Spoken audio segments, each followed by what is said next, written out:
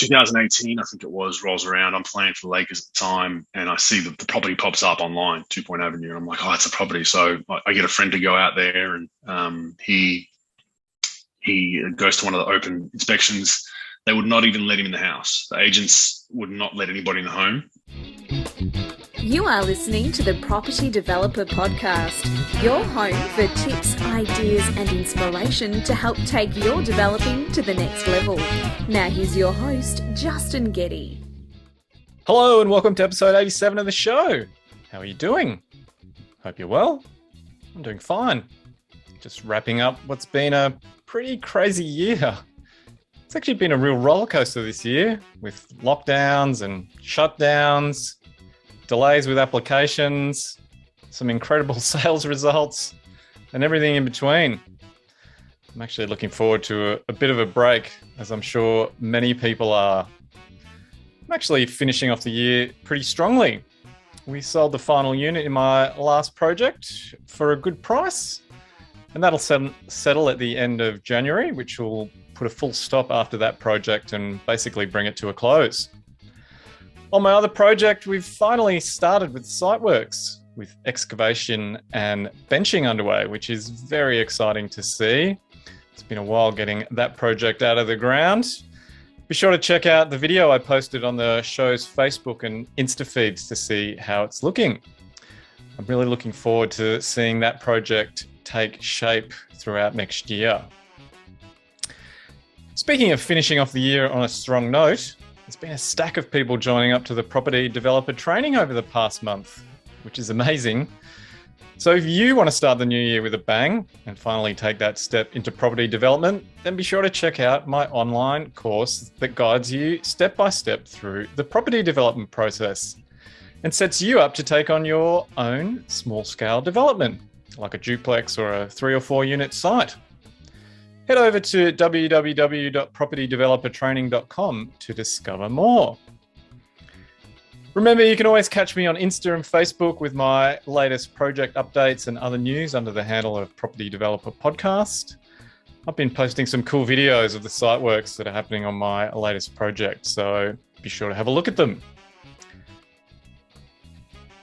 So, my guest today is well-known basketballer Andrew Bogut.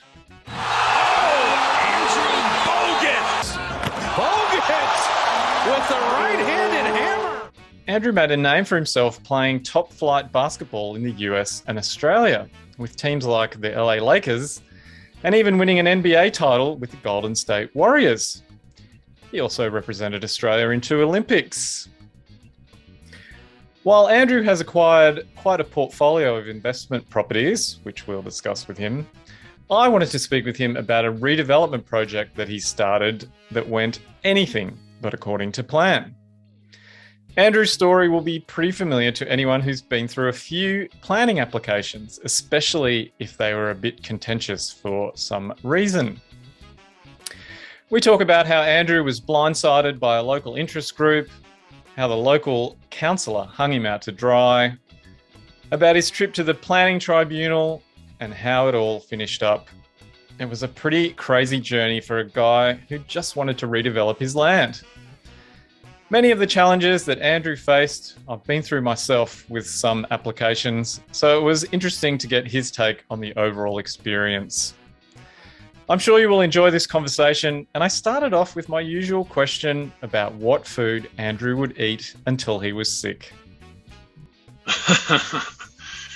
Oh man, it's a good question actually. Till I was sick, probably be penne alla vodka, pink sauce, most likely. I reckon that's one of the more sophisticated responses we've had so far on the show. You'll have to explain what that is and why it's your favourite. Oh, it's just basically a pink sauce. I make it myself, figured out how to make it, been a big fan of it for many years. So it's kind of a red and white sauce mix, essentially. Just real simple, easy to make. But yeah, I love my pastas. Either that or some sort of nicely grilled steak. But I'm a big foodie, so the list will be pretty long. Lucky you said one.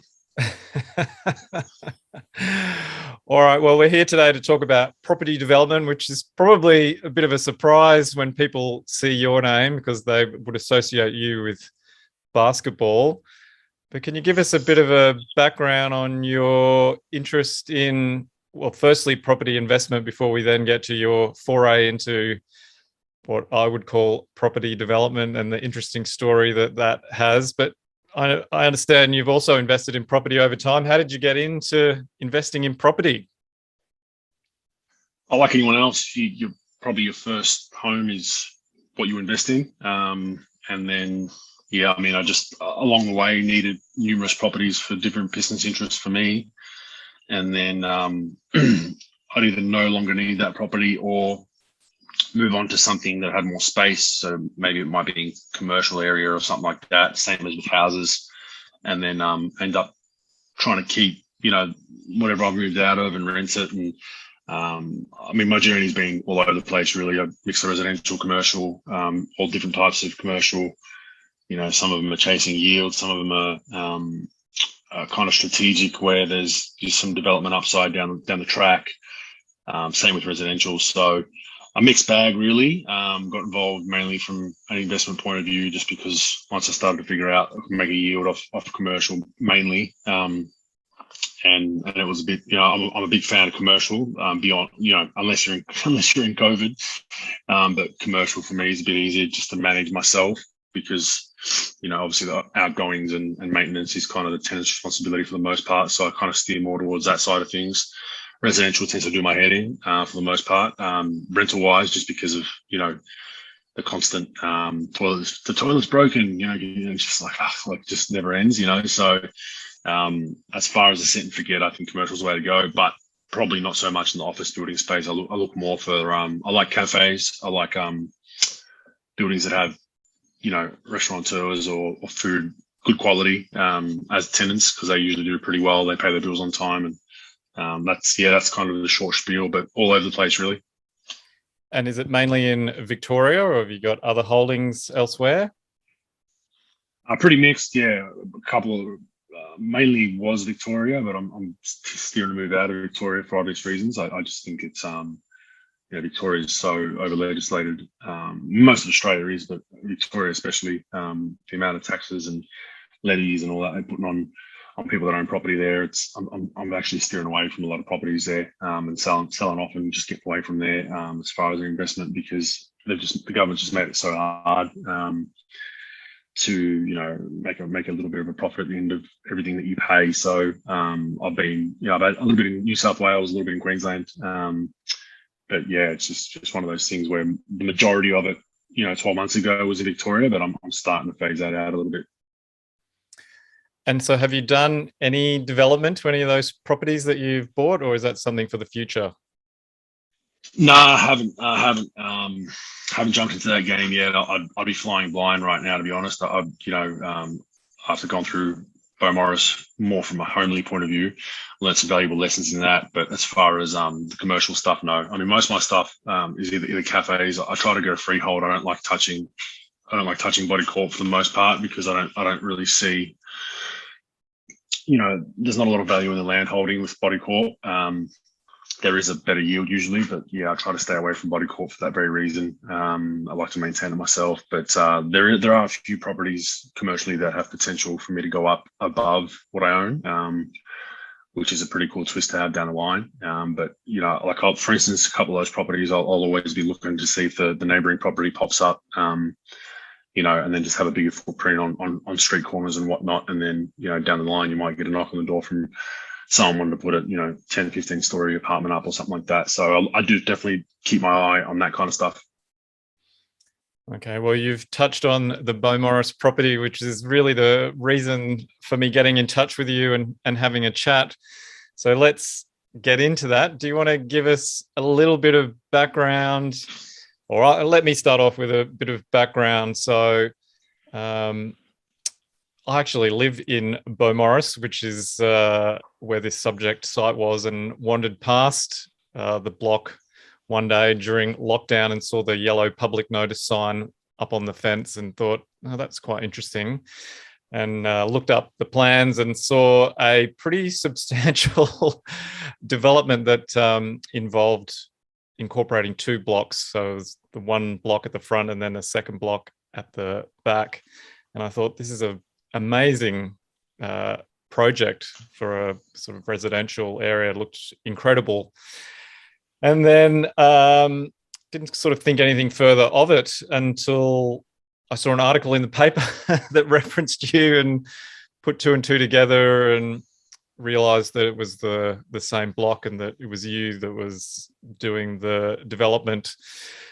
And so I was keeping tabs on the project from there, but I don't want to give away the ending or the middle of the story. So why don't you give us a bit of a background about the Beaumaris property and what happened, or how you got started on it to begin with? Yeah, it's a long story. So 2000 and how I come to buy the property. We were property owners in Beaumaris. We lived there for a couple of years during the midst of my career. Well, not lived there when we were in Australia. We stayed there for a month or two that we were in town, had a little townhouse in Beaumaris, loved the area. I bought there in 2010. That's a separate property, a townhouse that we had. I did a lot of study about the area back before it. I don't think it boomed then. It was a very well-established suburb, but it wasn't what it is today. Not many people knew about it. Some people thought it was too far from the city, blah, blah, blah, blah, blah. So, we did a lot of research, and I'm from the southeast, so we wanted to still have 1 foot in the southeast, access to, I've got warehouses down in Dandenong, I had a basketball facility in Carrum Downs, 1 foot to get to there, and then 1 foot to be able to access the city. So they were 30 minutes each way, which was perfect. It was on the water. So we love that area, and I did a lot of study about the demographic, older population, much quieter, great place to raise children once we had children at that point. So I was looking to the future and bought in there. And then 5 years later, about 2015, 16, 401 Beach Road popped up, and I had this thing where I never wanted to live on Beach Road. I'm not a main road guy. I don't like getting out of my driveway right into the hustle and bustle. I like being one street off or in a court or whatever, right? So someone reached out to me about 401 Beach Road and said, hey, there's a really nice property you should look at that would be perfect for you, blah, blah, blah. And as soon as I got the brief or the IM, it said 401 Beach Road. I said, no, I don't want to leave on Beach Road. I don't, I'm going to have kids one day, pets potentially, they run out, there's cyclists, there's cars. So I don't like main roads, and left it at that. The agent didn't really follow up. And then it was for sale for a long time. It was for sale for, 18 odd months. And, I guess someone else I think Kane Burton got the contract, and then I was just looking online and I saw this property, and then I saw some of the photos and I was like, how is that on Beach Road? It's kind of quick. It's got a view. It's kind of weird. So I was driving home from the city one day, and I happened to find that house had an open home. That day I was driving back from the city. So I just popped into the open home and saw it, and then realized that it's a Beach Road address that's not on Beach Road. It's actually elevated. It's an elevated site. There was no access from Beach Road. And I was like, man, this is beautiful. It's a beautiful property. It's at the end of a dirt road. It kind of feels like it's, and you're living in the 60s, 70s, because it's a dirt road.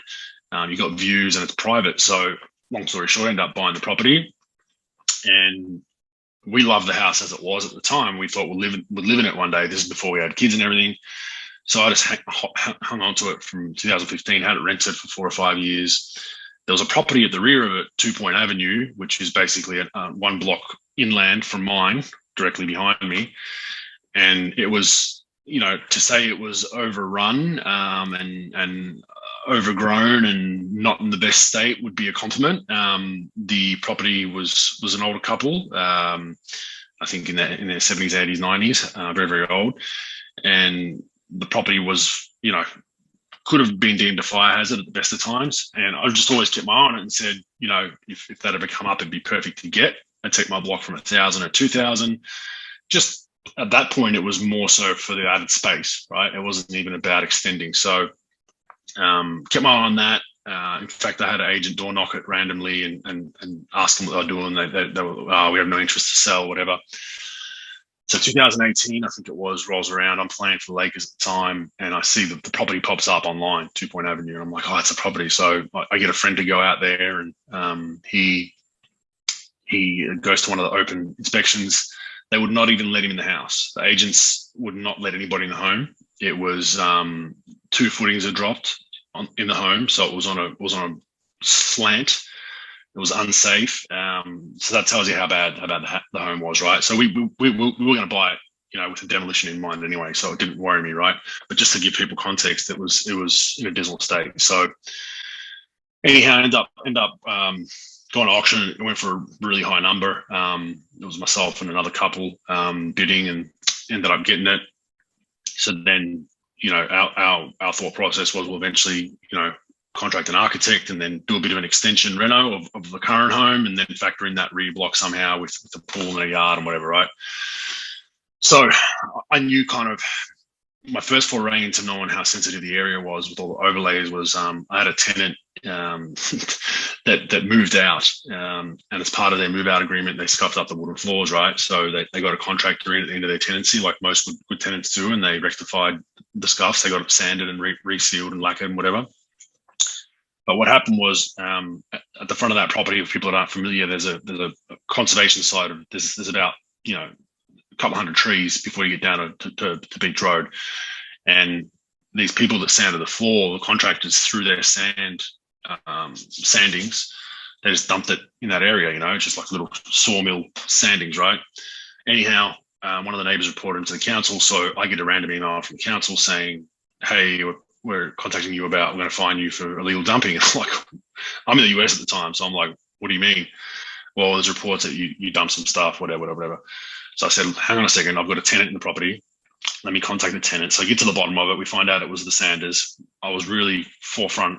I was open. I was returning the council's calls, trying to help and trying to say, look, like, it wasn't me. Got all that done, but that kind of alarmed me to how sensitive the area is. So that was one. Another one was there was a tree on the side of my property that someone had cut. The tree branches were out of a part of my home where there was no windows, and the trees were actually facing my neighbour's my neighbour's window. So for me to cut those branches would have it actually limit my privacy would be affected because they could see straight into my home, right? So I then got a call saying, "Oh, we know you've cut those trees," and I'm like, once again, there's a tenant in the property. It's not me. Had my PA go down and take photos. We figured out that these branches were directly in front of a neighbouring window. That if those branches were removed, opened up a bit of a view for that window. So I was trying to explain to the council, like, why would I cut a tree so I could see into someone's kitchen? It makes no sense. So they ended up, it was all okay. But the reason why that story is important is because it shows you how, militant this area is. I know there's one neighbour that basically just sits on their balcony and reports people all day long, which I believe is One Point Avenue. And that gave me a foray, right? So for context, why that's important, once we engaged the architects, I knew how sensitive the area was. So we end up getting the architects out, and look, we're going through our extension plans, and there was a lot of things we loved and a lot of things we didn't like. Like, for instance, they built the house not factoring in natural light, so we really had no light in the house for most of the day, which they didn't factor in where the sun rises, all that kind of stuff. It was kind of a bitzer extension, so it was extended off an old 1950s style home, and then they just kind of extended off it without thinking about anything. Beautiful in its own right, but just some things that bothered us, right? So we get deep with architects, and by the time we did the extension, did the add-ons with the basement at the back, the landscaping, the number was pretty steep. And then it got to a point where my wife and I were like, we're not 100% happy with it. We're probably 90%. And then we had that conversation of, if we're going to be spending this kind of money, I want it to be 110%. And then once we figured that if we knock down, demolished and rebuilt, we'd be within probably 15 to 20% higher than what the demo would cost. So it was a no-brainer at the time. So then we're like, okay, that's when we got to plan B. We're just going to start fresh and really build our dream forever home. So we reached out to council from day one and gave them kind of what we're thinking. We actually sent them our initial plans before we even finalized them. So basically our first draft plans, we sent to council and said, hey, go at it. Let us know what you like, what you don't, what will pass. We want to keep you in the loop, right? I was trying to be forthright and have them involved because I knew how sensitive the area was. My biggest mistake was not knowing that the BCS has more power than the council. That was my biggest mistake.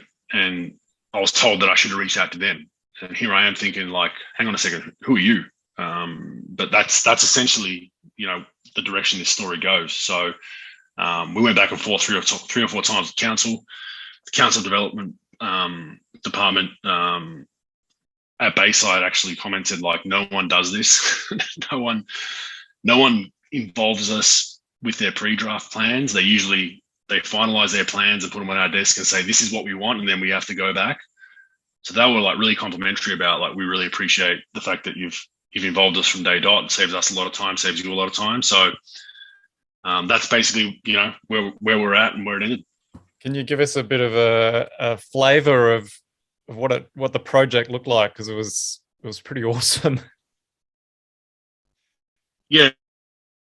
Look, we were going towards something grand and nice. Had some French influence, some arches. We wanted to obviously utilise the view of the ocean front, so the whole ground floor was going to be a big open space with the kitchen, and then two kind of a formal and a non-formal lounge room in a big kind of rectangle box.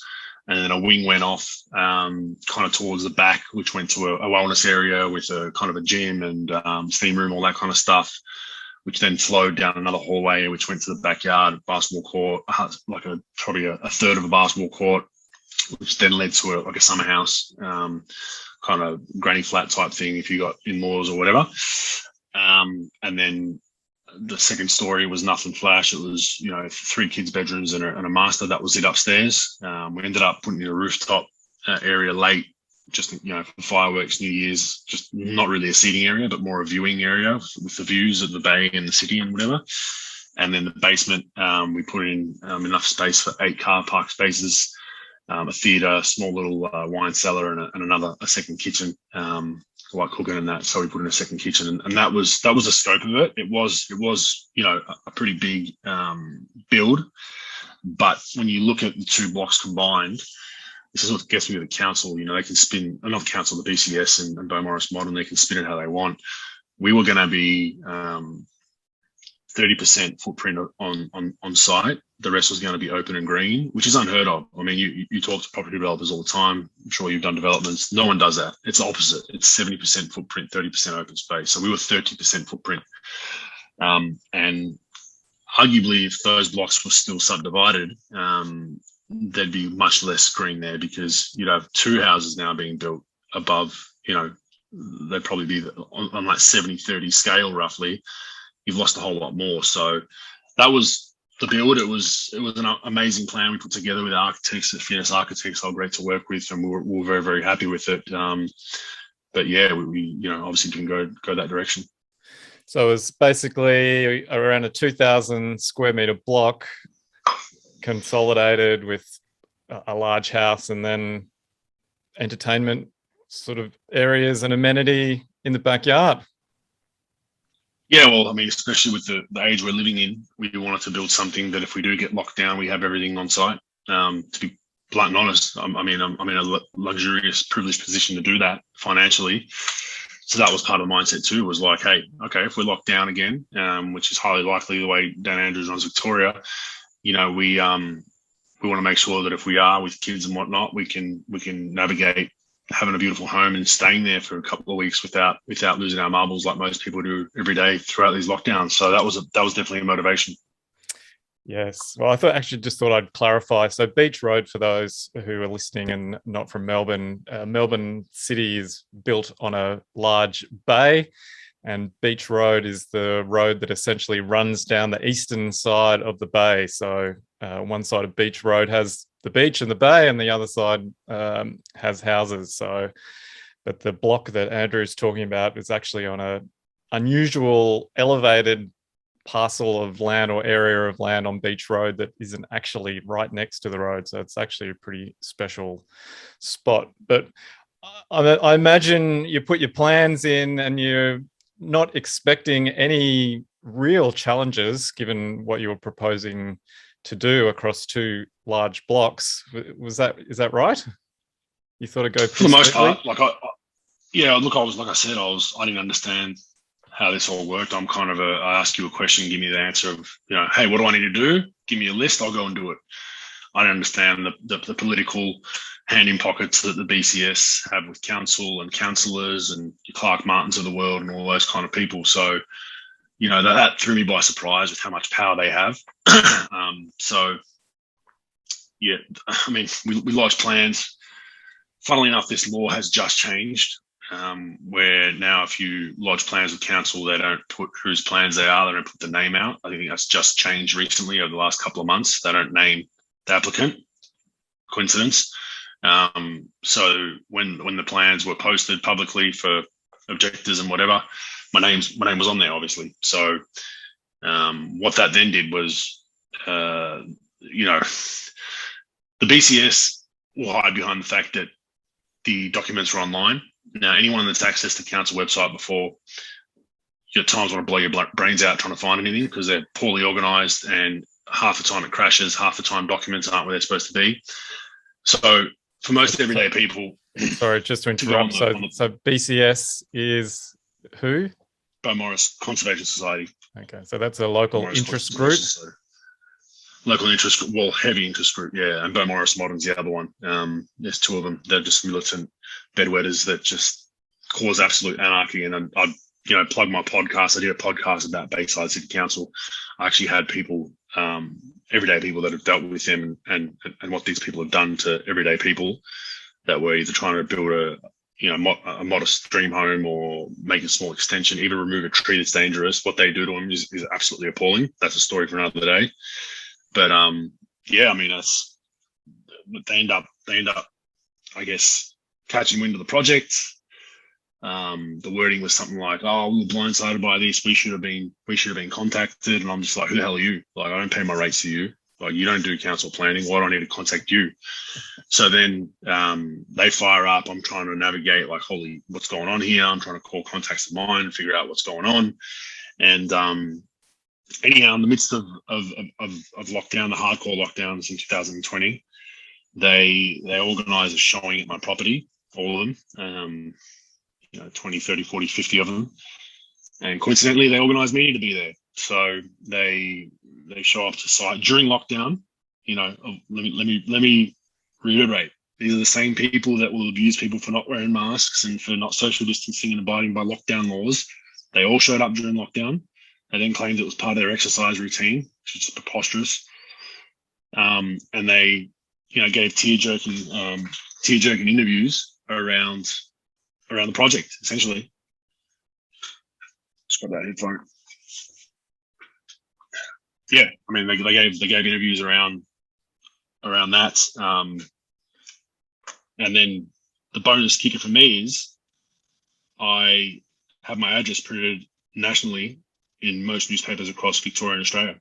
So, and they'll hide behind the fact that it was public, but for most everyday Joes, they're not going to jump on a Bayside City Council website to find my address, right? But once it's in the Herald Sun or the Age, now everyone's got it. And, I am a divisive figure at the best of times. I get that. And I have people that love me and hate me. So to have my address printed was just unacceptable. So you basically had two interest groups arc up. So you had one around conservation. So the removal it was more the BCS, yeah. More the BCS, yeah. The Beaumaris Modern weren't really too much involved. They usually protect the 70s era Beaumaris Modern houses, yep. Whereas the BCS are everything to do with soil and trees and all that kind of stuff. Okay, so they start kicking up a stink, and then normally something like this would be rubber stamped through the planning area, would it not? But I suspect that's not what happened with you. You'd think it would. Yeah, that's where the story gets even funnier. So, as I said, we contacted the planning division at Bayside City Council from the start, worked with them very well, and I must say, I don't like much people that work in council, but they were very, very good to deal with, very professional. They approved my building permit, or the planning permit. They approved the planning permit. We got it approved. So I thought, being kind of ignorant to how this all works, I thought, great, and then, Councillor Clark Martin was probably the figurehead with all this. So he's the local councillor for the area? One of the local councillors for the ward, yep. Him and a bunch of other people. And, went to council meeting, it got voted down, it got rejected. And yeah, he caused a big kerfuffle around everything, and he's heavily in bed with the BCS, heavily in bed. And it's just very, very disappointing. And I contacted him directly, so much so that he gave an interview on television saying that we're not going to let people come to Beaumaris and break the law. So I contacted him about that and asked him about it. Said, mate, it's defamatory what you're saying. Like, I'm not breaking any laws. I'm trying to do the right thing. Like, what I didn't say that. And it's funny, I've got the recording on my phone that a friend of mine recorded during, I think it was 7 or 9 news had it running. But just the, I guess the mud they were throwing at me, the jibes, were just despicable from a councillor. And that's when we hit our first roadblock around what we're dealing with and how much political power these people have. So essentially the councillor called in your planning application to take it to a council vote. Is that correct? Yeah, I'm not sure who called it, but he was definitely a figurehead. It probably was him, but I can't 100% confirm that. But yeah, it did go to a council meeting pushed by the Conservation Society and their little puppet in Clark Martin that took it to that meeting, and then they went through, had that open debate, which I watched online. And yeah, it got knocked back. Before that, just quickly, so when I spoke to Clark Martin, he recommended that we do at the time it was a Zoom call because we couldn't meet in person because of lockdowns with the Conservation Society, myself, my architects, my planning, the company I had doing the planning around it, to have like an open forum about their concerns. So I did that as well. I was trying to do the right thing. So I did that much before the council meeting. Had a bunch of people in this Conservation Society basically telling me what I should do, telling me what I should spend my money on, which I just thought was horrendous. I thought it was, it just didn't make sense that I'm being dictated to spending, a lot of money to build a home that our family would have been a dream home. They're then telling me, so much so what color it should be, what trees should stay, why does that have to be so close? Why do you need a basement? Just nitpicking stuff. And I'm just thinking, this meeting, I gave them time to listen to them. And I said, look, I don't want to, this was never a project where I'd come in and wipe the block clean from all trees. The reason why we bought there is because there's some beautiful trees. But on the flip side, there's a shitload of trees that are dead or borderline dead. There's a lot of trees there's a few that are smack bang in the middle of that rear lot that if someone else bought would have to move to build a house. So that was, their big push was tree removal. But then, what they spin politically beyond the tree removal is they come up with all these other just preposterous objections to try and just build the case and make you look worse than you are. Yeah, I've had that experience myself with a project that I did where all the locals were up in arms, and so they called in the local councillor, and of course he backed them, even though my project had got the support of the council's planning department. They ended up calling it in and it went to a council meeting, and this was before COVID, so there was a physical council meeting, and I went along and was on the agenda, and there were people there holding placards against the project, and of course it got voted down because the council is going to support, the big bad dirty developer or the local interest groups. So it was pretty it's win-win. This is the thing, it's win-win for councillors, because for someone like Clark Martin, who's trying to just climb the ladder politically, he, they go to court or they fight you in the council meeting. They take it to the council meeting and vote you down. If it does go to VCAT and someone does take it further, it's like if he wins on behalf of the Conservation Society and the residents, he says, "Yep, we beat the big greedy property developer or basketballer in this case. We did the right thing." If he loses, he then says, "Oh, the greedy property developer or basketball has too much money. These greedy rich people, they're just destroying our area. I tried." So it's a win-win for him politically. That's the problem. And the best part is it's funded by our rates. That's the irony in all of this. Was I really have no issue if the BCS wants to go to court about things. Fund it yourself.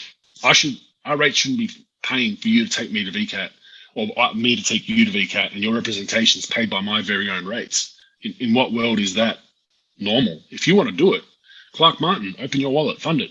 Got no problem with it. But the fact that it's taxpayer money doing that, so my case cost the taxpayer of Bayside City Council up a little bit over $150,000. It's just diabolical. To stop a guy building a house, basically. Yeah, and I get it if you're, if I'm trying to build a 8-story apartment in that area, I totally get it. And even some people might argue, well, it's my land. Like I should be able to do it. The old school mentality is I bought the land. If you want to protect it, buy it. But I get that. I get that, you're trying to do something completely out of code, that there should be some legislation to an extent. But it's gone way too far the other way, where people can actually dictate, why do you need 5 bedrooms, put 4 in? Why do you need, Clark Martin, why do you need 8 car spaces with an ability to put, some lifts in to double it to 16? Why didn't you do that? You should go and buy a warehouse around the corner and put your cars there. This is what he actually said at the council meetings. He actually said this on record. He actually said, does Andrew Bogut need 10 theatre seats in his home theatre? Why can't he have 4? Like, this is a grown man that we have elected to represent the people saying this petty kind of shit. And I'm sitting there thinking, like, how is this allowed? Like, it's just mind-boggling.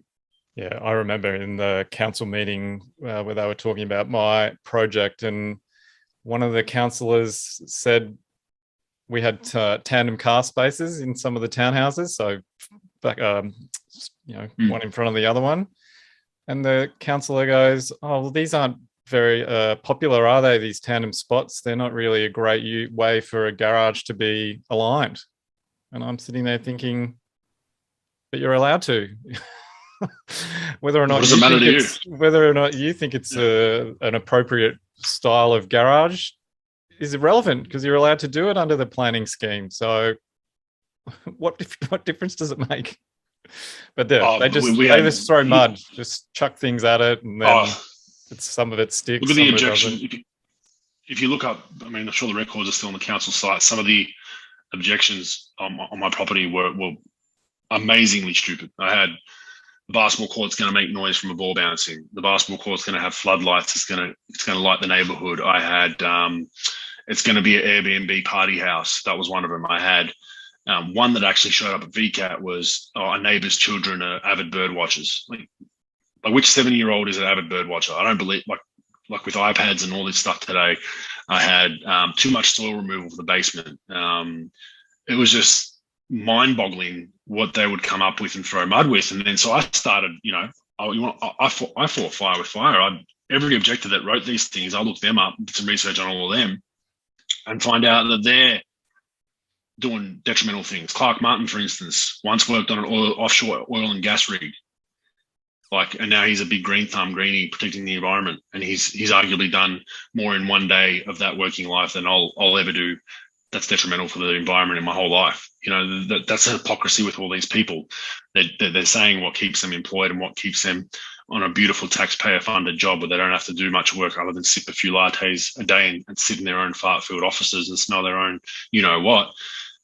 It's a broken system that needs to be, exposed. And the more and more we just lay down and take it, the more and more this is going to happen, and people are just going to continue to run into roadblocks. And every day, people will say, well, Bogut, you got money, or, you won your fight at VCAT. Why are you being so petty? Well, a main reason why I did this whole series and this podcast around it was the amount of emails I got from Bayside City Council residents and other people that live all around Australia dealing with their councils. Some of them were tear-jerking stories. Like there's a couple on they came on my podcast who they had a certain budget to do an extension. Their house got deemed heritage in the middle of their ownership. So they bought a property in, let's say, for example, I don't know the exact dates, in 2010, it was run down. They bought it. They did all their due diligence. They thought, there's no heritage overlay. We're going to buy this. We're going to live in it for 5 or 6 years, kind of in a pretty poor state, and just live with it. And then we're going to have some funds by, 5 or 6 years to do a renovation, right? So mid-ownership, 2013, 14, 15, it gets a heritage overlay slapped on it. So now they're like, we're in a essentially unsafe home. They've said, like, things aren't working properly, roof tiles are falling. It's a massive pitch roof from an old school Bo Morris modern house. But that's just one example. So they fight these people. They go to VCAT, they spend a couple $100,000. They ended up losing. But even if they won, that money was their extension money. They can't renovate now anyway. And now they're still in that very home, they said, and they can't renovate.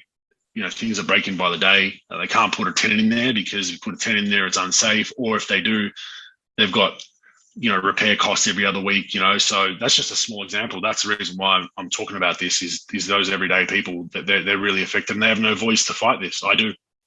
Yeah, well, it's part of the reason I got in touch, because when I was reading about your story and listening to your podcast, I was thinking, nodding my head, yep, been through that.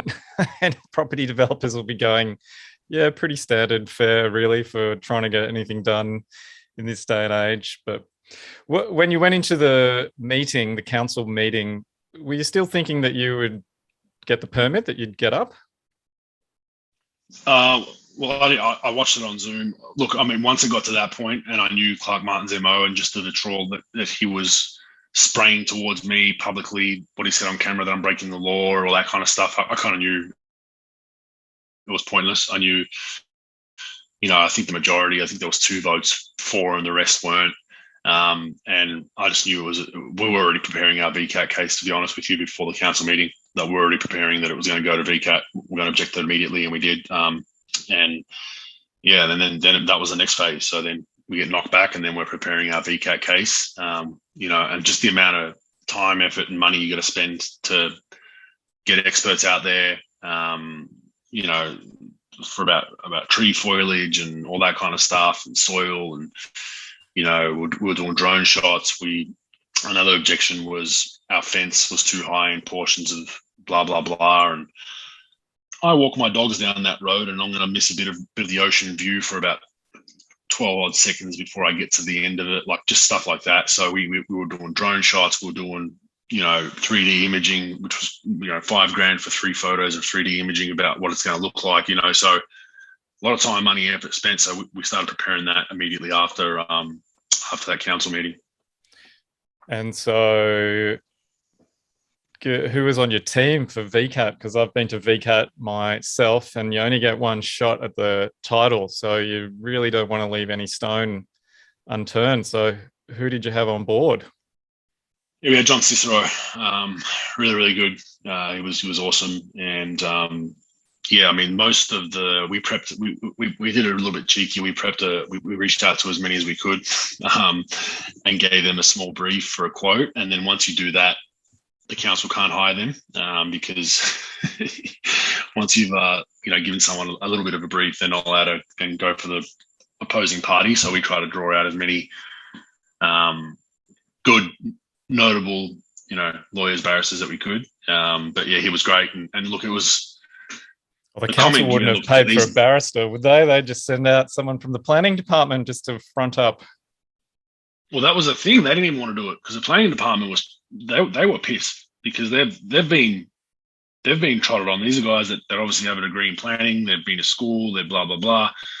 They've just been told by some politician who has no expertise in planning that you don't know what you're doing. They're not too happy with the councils. I can tell you that right now. So much so as we know that for a fact. But so all these barristers and lawyers that deal with VCAT, they all know each other, whether you fight the council cases or you fight the builder or the developers cases. So as soon as we started talking back and forth, the opposing side's legal team were basically told our legal team, like, you always get the easy cases. So we kind of knew we're in a pretty good position. I mean, my counsel said you never know. You get the wrong judge on the day, but we feel like we're 70-80% favourites to win this. And so then it was just a matter of continuing to pay massive invoices for all these experts to go out to prep, but that's what you're going to have to do. And then we had a mediation, which was hilarious in itself. We had obviously legally you have to have a mediation so you don't flood the courts with stupid cases. So we had that mediation. It was myself, my legal team. Now I can't say anything, or I've been told not to say anything, but I tell you, at times you feel like I'm muting during these calls and just lighting into some people. But so I had all the people from BCS and whatnot, and it funnily enough, it seemed like we were somewhat getting somewhere. But one of the people on the BCS was just so gung-ho and no basement completely. And to the point where, even the other people on the BCS, I think, were getting frustrated. It was an older fella, a really, really old fella. and just would not budge on the basement, to the point where the mediator was like, listen, is this basement a yay or nay thing? Are you not agreeing to a basement under any circumstances? And when he said yes, you saw all the other people in the BCS that he's supposed to be working with just drop their heads like, what are you doing? And then that was it. The call was cut. So then it went on to VCAT. And so what was for people that don't know, VCAT is the planning tribunal in Victoria where you can take your requests to have planning refusals reviewed and potentially overturned.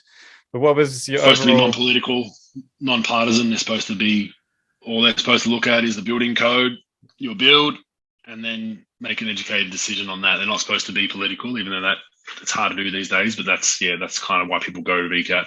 Yeah. So the mediation didn't work, shall we say, and you're off to the tribunal. Yep. Yeah, pretty much. Yeah, it didn't work. It lasted maybe an hour. Like I said, it fell off. The mediators can kind of get a feel for whether both sides are budging, and we budge on a few things. They budge on a few things, and it was kind of getting somewhere. That's what a mediator's job is. So he thought it was progressing well, but then it got to that roadblock with that one fella, and it completely fell over. The mediator just went straight at him and said, "Look, is this a non-negotiable for you?" And he said yes, over a basement. And then the meeting was done, which is good. It didn't have to waste another hour or two listening to people, tear-jerk speeches about trees and ecology and all that. And so you went off to the tribunal for a one-day hearing? No, it was actually, I think we had scheduled, it was 3 or 4 days scheduled, which is mind-boggling in itself. Yeah, it wasn't a one day. That was what was crazy. So I think it ended up going 3 days. Yeah, it ended up going 3 days, and we got our result. So, I mean, even with the result, like you still then have to reapply to council and get the physical written permit. Like I thought, once again, how ignorant and stupid I was. I thought you go to court, you get your decision on the day, which you don't get. You got to wait for it, because then what happened was, before they make their decision, VCAT and the tribunal sometimes like to go to site one more time, which there was a lockdown at the time, so they couldn't do it. So that took another 6 to 8 weeks. So I thought, court case is done, great, get my decision, can get on with life. No, you got to jump through another 5 hoops to even get your permit to start building. And that's a problem with what we're doing in Australia, with just so much red tape and things. Just, they try to really stretch things out to see how bad you want to do it as well. And yeah, so then we got the tick 6 to 8 weeks later. I think it was like 8 weeks. We got the tick from. There was one small amendment we had to make. They didn't like the color of our bricks. They were a white kind of older heritage type brick stone. We had to make that a grey. That was the one thing we had to change. So other than that, everything else was approved. Yeah, see, they're the kind of things I just find absolutely ridiculous. Like, why should the planning tribunal decide whether your house can be white or grey? What difference does it make? Anyway. Yeah. And yeah, we kind of laughed at that, because it was like, felt like it's like, oh, we need to give them one little thing just to say, oh, we did one thing for them. But yeah, I mean, the brick choice color was a big problem for for VCAT, I guess, which is amazing. Yeah, it's weird. So how did you feel after you succeeded? And what was the whole time frame? What time frame are we talking here, from your initial discussions with council to the VCAT decision? Oh, mate. Yeah, it would have been. So I had my initial plans mid 2019, I think. Earlier than that, actually. So we started our planning early. I think after Easter, sometime started those plans. So yeah, 18 odd months. And yeah, it was. I was at a point where we were, to be honest with you, we were half considering whether we go ahead with the build, even during the process and before VCAT. But I just gotten too far with these people that I was like, you know what, like, I'm not going to let you win. So they ended up half winning anyway, because obviously I've sold the property and whatever. But yeah, I mean, it was just one thing that I just wanted to show people that, you got to fight these people and stare them in the eye. And that was kind of, it was a good feeling to get the win to an extent. But then, like you said, it's still like, you change the color of my bricks, like it's just like, oh, it was a win to an extent, but it's still not right in my opinion. And so you've just given the end of the story away there. You ended up deciding to sell it. It wasn't too long ago. Talk us through that. It sold pretty quickly in the end. Yeah, as I said, we were, as soon as my address was printed, we were just a bit cognizant of all that. It goes few and far between, right? So we were kind of having reservations about that, and I guess once we got the permit and really had to make the decision, then the build time will quote at 18 months, but with the way Victoria was going with lockdowns in and out, there's a huge, as you would probably know, there's a huge shortage in building supplies right now. Everything's heavily delayed. You can't get materials. You can't get marble. You can't get anything you want, right? It's half a year to get stuff here at best. So we thought our kids start school next year. We're probably, by the time we get that planning permit from council, and then start the process and then go through all, get all the paperwork, that's probably going to be, first quarter 2022 before we get all the paperwork in order, probably Easter. Then you get organise the trades to start. And we had our builders, essentially signed and done, ready to go. But that will probably be mid-year. Then you got shortages. So we thought, no chance of 23, maybe 24. And we just didn't want to go through that distraction with the kids in school. Because theoretically, I planned this out to have a build started hopefully by late 19, that should be done around this time or maybe mid next year. So we were like, all right, 6 months, we'll just rent somewhere and then move in, right? But yeah, that was a factor. But like, to be honest with you, the determining factor was having my address printed was just a non-negotiable for me. And that's, that's the Beaumaris Conservation Society's, fault completely. They if they didn't bring the attention that they did to this, and now they probably see that as a positive and something they'll probably try to do to other people. That's how militant and petty they are. So just disappointing. And I really hope there's a workaround. I don't think there is, but I really hope that we can, open a discussion around them not being funded by our rates to push councillors to do what they do. Yeah, so you sold the site with plans and permits in place, and I think it sold within a week, didn't it? It sold really quickly. Mm-hmm. Yeah, we listed it. I listed it through Listing Loop. So check that out if you can. All the people out there, I'm not sure if you know of the mafia-esque techniques of REA and Domain, but their fees are just amazingly crazy, and they just continue to rise. And they're, most agents, they won't say it publicly, they hate working with them. So Listing Loop's a nice little competitor for them that's doing very, very well at the moment, mind you.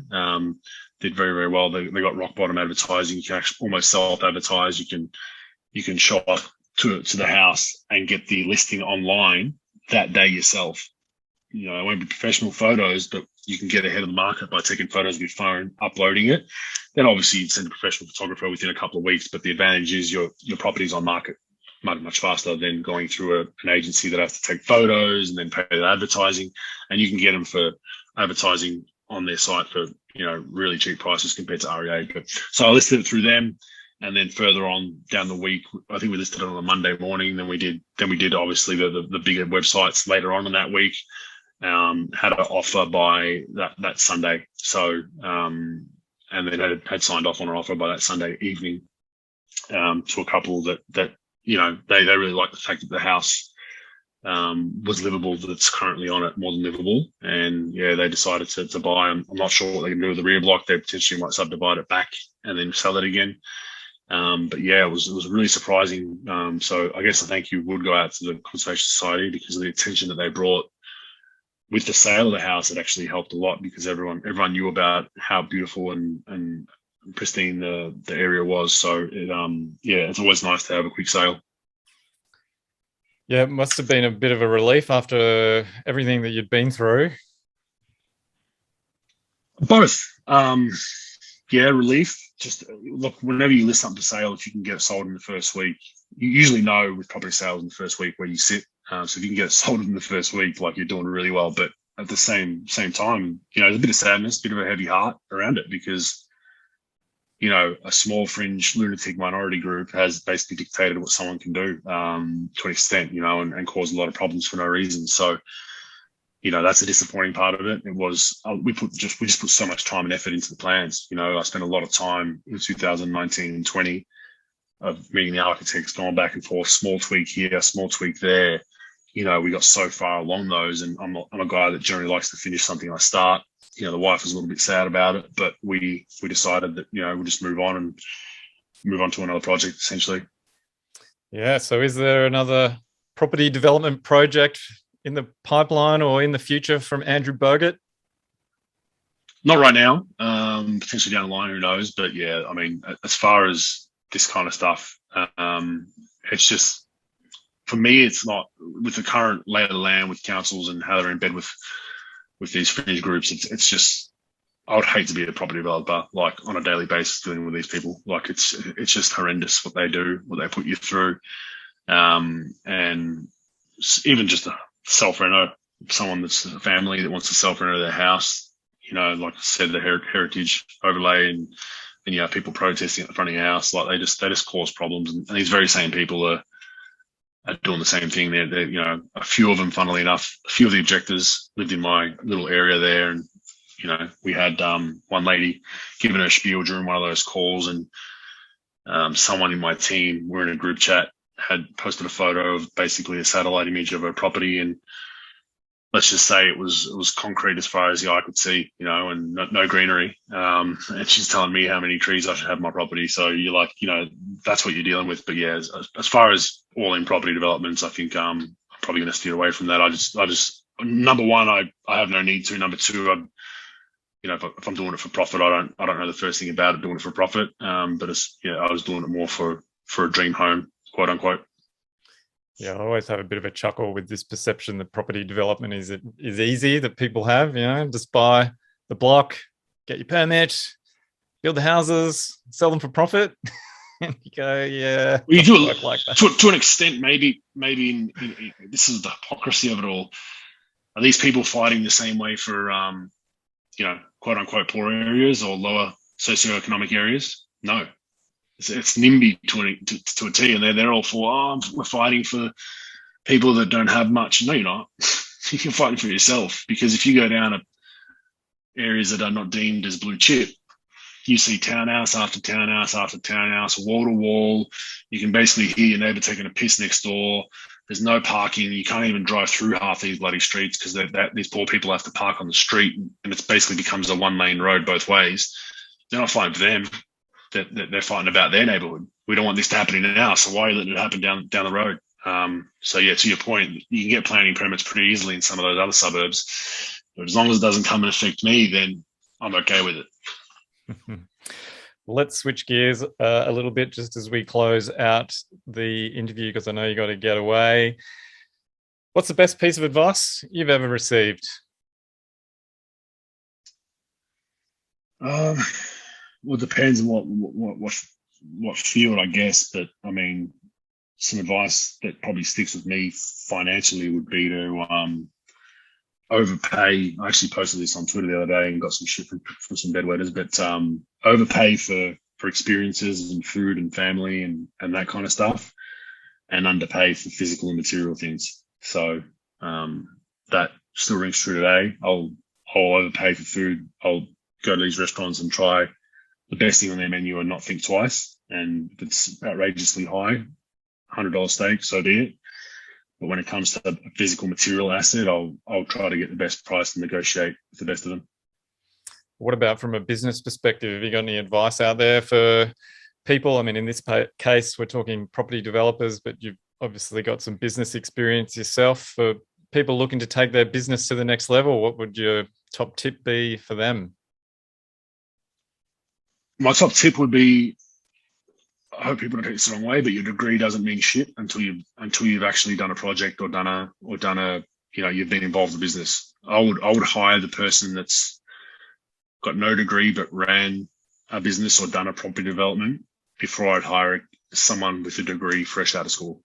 If that makes sense, because your degree can't teach you the kind of shit you got to deal with on a daily basis with people, human interaction, setbacks, this, that, councils, conservation. You don't read about that in books, and experience. Even people hiring people that have failed can be good, because they've probably had the harshest critic, arguably, right? If they failed, given it effort, but they've failed, those people can be very valuable too if they've learned from it the right way. So I'm all about experience, and I value experience more than a book degree. Very good. Well, have you got any last requests or anything from the listeners of the show? I mean, I would write to, it's not okay what councillors and these fringe societies, conservation societies, Beaumaris Modern, every area has their own group of people that are these people. It's not okay for them to do what they're doing. I was kind of, when I was going through all this planning and all that, most people were like, oh yeah, it's just the council. Everyone's got to go through it. It's the norm. It's like, no, it should not be the norm. There needs to be a set protocol. And then it shouldn't get political beyond that. Like, this is your building code. I'm in it. Leave me alone. Let me do my project. Right. So we got to hold those people accountable every opportunity. It should not just be allowed to slide by with like us. It's just norm. It's everything. It's a way of Australian life. You got to deal with councillors. They're a pain in the ass, but it is what it is. Well, I disagree with that. The problem is I don't know how to fix it. My only logical explanation to fix it would be to not pay the rates, or pay half the rates, or pay a quarter of the rates, because they're not going to listen to. You can write letters to your councillor. You can post on Facebook and Twitter, and do these kind of podcasts. I don't think it's going to affect change. I think once they start seeing their bottom line erode, problem is you need enough people to come together to do it. You need your whole, if you can get 20-30% of your electorate or your council to come together and say, I'm only paying 50% of my rates till this is fixed, you start to see change. But beyond that, very, very hard. The letters to them, they don't mean shit. It is very frustrating. It has to be said. It has to be a better way. I think if it was quicker, that would be a good start. Well, that's it. Where's their KPIs? Like, you run a business, right? You've got KPIs. If you're a manager and you've got a business owner that's looking at you as a manager, you have KPIs. You're like, hey, I need this done. You got 30 days to get this done. And then if you don't, you ask questions like, why is this day 40 and you haven't got it done? Where's the council's KPIs? Why does it take them 3 months to stamp a document and get it back to you? So if we're paying these kind of council rates, they need to put down some KPIs for us. Okay, you lodge a building permit, you get an answer within 30 days. You lodge this. They're just it's the wild, wild west with councils. They can, and it's a beautiful job for the people working there. You're on the public purse. Like I said, you probably do 3 or 4 hours of work in a 10-hour day. Most people in their own business do 12 hours of work in a 10-hour day. And they just constantly get away with it because our taxes are so high. It just continues to fund the cycle of complacency and mediocrity. You can just do the bare minimum. So it just really, really shits me when it's just like, why is this taking so long? Why is it sitting on your desk so long? That's not normal. Not when I'm paying. If I take my rate money and put that towards getting this done, I'd get it done in a day. Like, you know what I'm saying? Like, it just doesn't add up, and they need to be held accountable. But how do we do that? Yep, it's certainly a challenge, one that developers out there are very familiar with. But anyway, I know you got to get away. Andrew, where can people find out more about you if they're interested? Yeah, so all my social media, at Andrew Bogut on Instagram and Twitter, same on Facebook, and then I do a podcast for those basketball fans at Rogue Bogues, one word, ROGUEBOGUES, at Rogue Bogues on Twitter, Facebook, Instagram, and then that's the Rogue Bogues podcast. So kind of do a weekly basketball show. I do also do some random common sense stuff. So I did one on the Bayside City Council. We do an In Conversation series. So it's kind of a hybrid podcast that isn't basketball only. So I talk about political events, current events, all that kind of stuff too. And take any chance I can get to tell people how bad of a Premier Daniel Andrews is. Yes, you're very entertaining on your Instagram feed if people want to see you in full flight. You just got to be yourself. It's frowned upon, but you got to be yourself. There's enough of that other person out there that are trying to be something they're not. So like I said, I by no means am always right. I'm not always right, but I'll give you my opinion, and people love me or hate me. So I'm cool to live that way.